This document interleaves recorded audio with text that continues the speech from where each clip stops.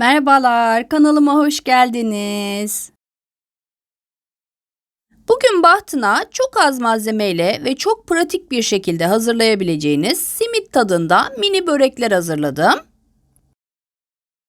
İster kahvaltıya, ister diğer öğünlerde şipşak hazırlayabileceğiniz, tabiri caizse çay demlenene kadar pişecek olan bir börek tarifi.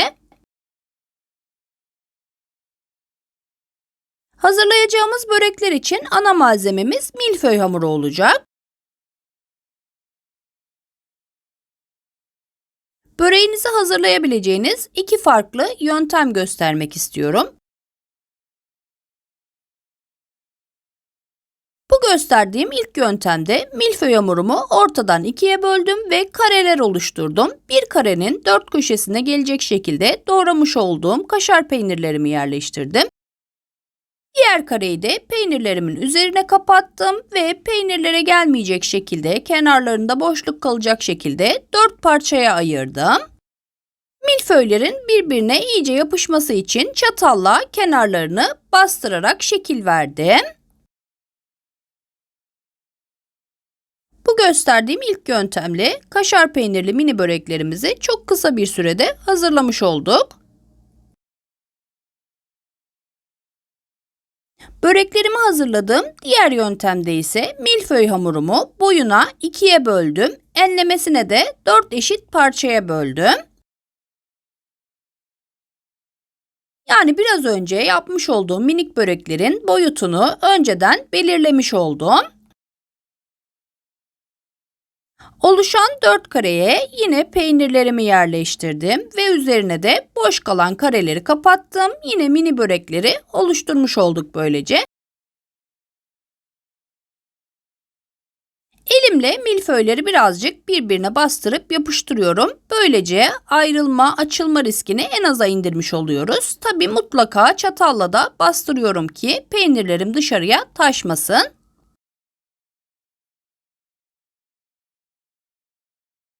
Tüm milföy hamurlarımı bu şekilde hazırlayıp kenara alıyorum. Ben bir paket yani 10 yaprak milföy hamuru kullandım. Toplamda 40 tane minik börek elde etmiş oldum. Hemen böreklerimize simit tadını verecek sosunu hazırlıyorum. 2 yemek kaşığı pekmezi genişçe bir kaba alıyorum. Üzerine de 1 çay bardağı, minik çay bardağı su boşaltıyorum. Pekmez ve suyu iyice karıştırıyorum.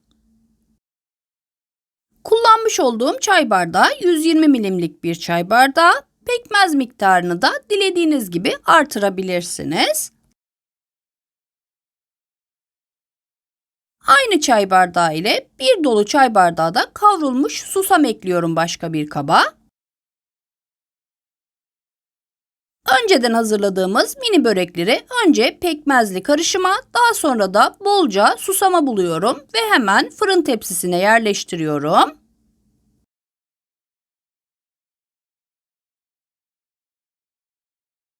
Her tarafının bolca susama bulandığından emin olursanız inanın çok lezzetli olacaktır.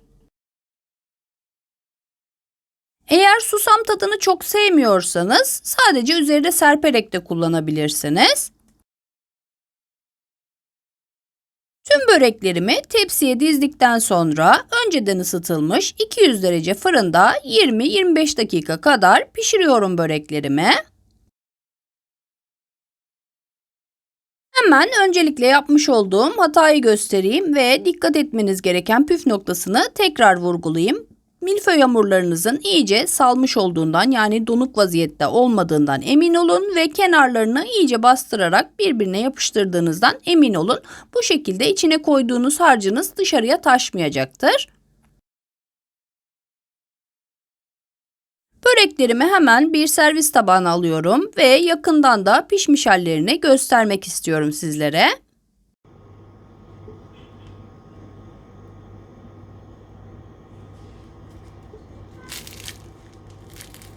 Merak edenler için de iç yapısını ve dokusunu paylaşmak istiyorum böreklerimin.